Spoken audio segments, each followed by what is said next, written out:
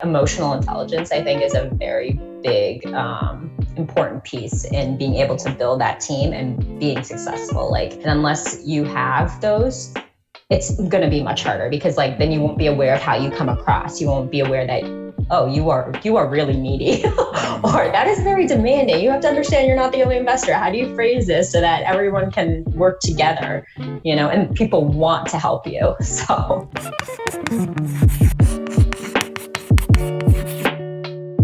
You educated yourself, but at some point you're in Boston and you're renting, I assume, at that point, and you decide to buy something in Indianapolis. So let's talk about that. Some of those steps that you had to take. You mentioned building a team. What were some of the first things you did to actually implement some of the steps you were learning?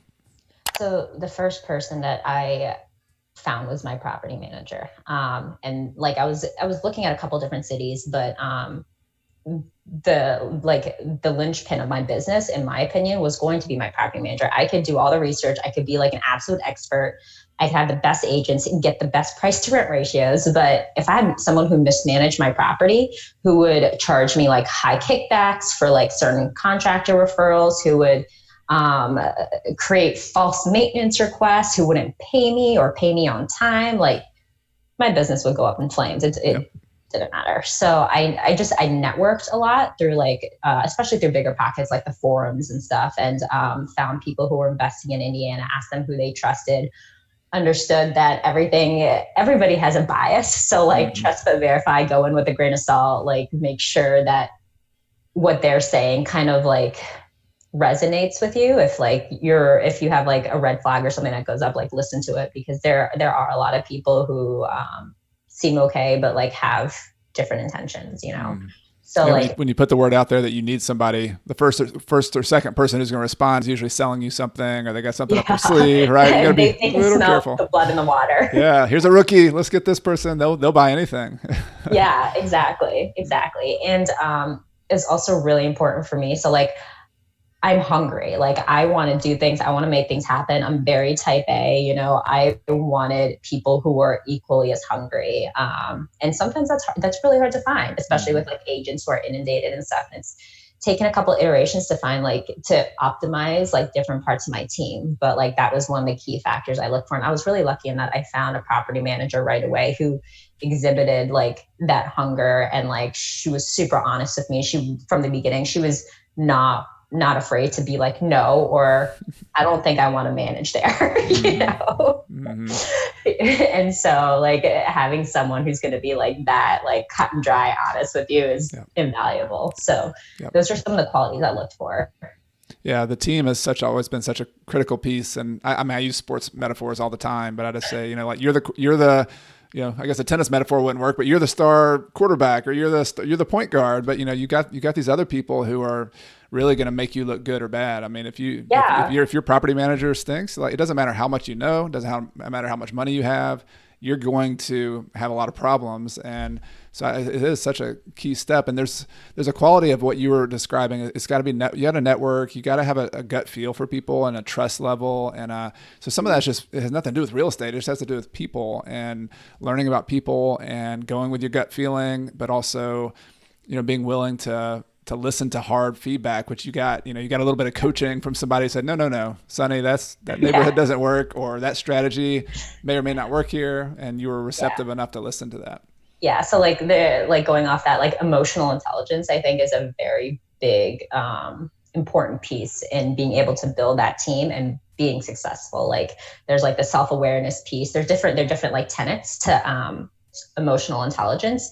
And unless you have those, it's going to be much harder because then you won't be aware of how you come across. You won't be aware that, oh, you are really needy or that is very demanding. You have to understand you're not the only investor. How do you phrase this so that everyone can work together, and people want to help you. So, yeah. So I know some people I've talked to in the past, there's people who tend to be a little bit more analytical. They got the spreadsheets, they got the numbers, but then talking to a human being is intimidating. Man, I don't even know what to say to this person. There's other people who will talk all day long, but looking at the numbers will terrify them. If somebody is in that first camp where their emotional intelligence and reading people and listening is not a skill set they've built up to this point, do you have any recommendations or ideas maybe on how they could improve that or start working on improving that? Well, I think first, just real life practice and getting used to asking people questions and listening. I think that's a really good way to build kind of that rapport and also to learn, because if you talk too much, you don't get to learn what that other person's about, and you have to be able to hear what people are saying when you're vetting team members. And this is going to sound a little like silly, but like one of my favorite books on emotional intelligence is written by the Harvard Business Review, and like that is one that I would highly recommend. They also have like leadership books, which will be really helpful as you build a business and go farther on. And you need to manage your time, need to manage people, need to manage up and down, and all of that stuff.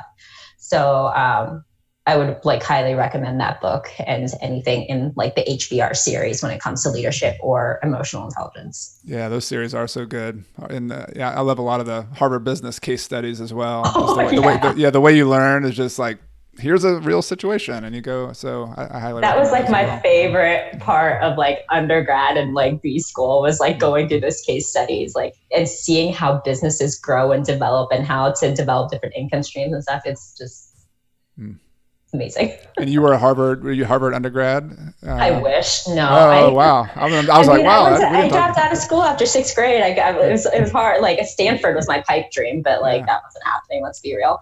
I went to a smaller business school called Babson. It's right outside of Boston. Yeah, cool. So we've both been on the outside looking at Harvard and saying, that's cool, but we're just learning through the HBR, which is, that's a great publication. Yeah. I was going to say, just offer, those are really good tips on building that emotional intelligence. One of the first books I read, it's an old school, but goodie, 7 Habits of Highly Effective People is one I always go back to. Yes. Stephen Covey was the author of that one. And, begin with the end in mind. Yes, begin with the end in mind. Exactly. That was habit number 1. But one of the ones that just stuck with me that's really helped, to your point about listening more, was I think it's habit number 4 or 5 was seek first to understand people before being understood. And that is such a life principle that like will change everything. Yeah. One other book that's really good, Dale Carnegie, How to Win Friends and Influence People, I think it's called. Exactly. It's a little bit of a corny title. You're like, wait a minute, but it's so good. It's so pithy, Yeah. And it's true. Like show a genuine interest in people. Like everyone has something to offer. You should be interested, Listen to their name. Like if this was a big one for me. Like actually when somebody introduces you, don't like gloss over when they say their name. Oh, like, and the worst. I forget names like immediately. But it's a practice thing. Like people go by their name. They like to hear their name. And if you can practice that. So there's a lot of simple things like that. And you can't be a robot and say, hi, Sonny, my name is Chad. You got to like actually but I've just found this thing you said earlier, just be curious about people. Just like if you want to, if I want to learn about somebody, somebody's always has something that they know that you don't know. They have experiences that you've never experienced. They've been to places you haven't been. I mean, people are fascinating.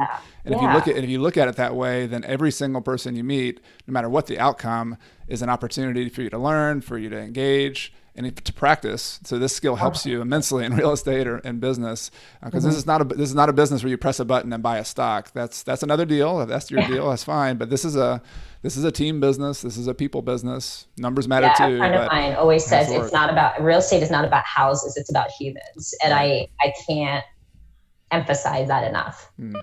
Thanks for watching that interview with Suni Rao. Hope you enjoyed it. If you want to see the full interview, be sure to look at the link to my podcast below. And I'd love to hear from you in the comments section. Let me know if you have any feedback, any questions for me or for Suni.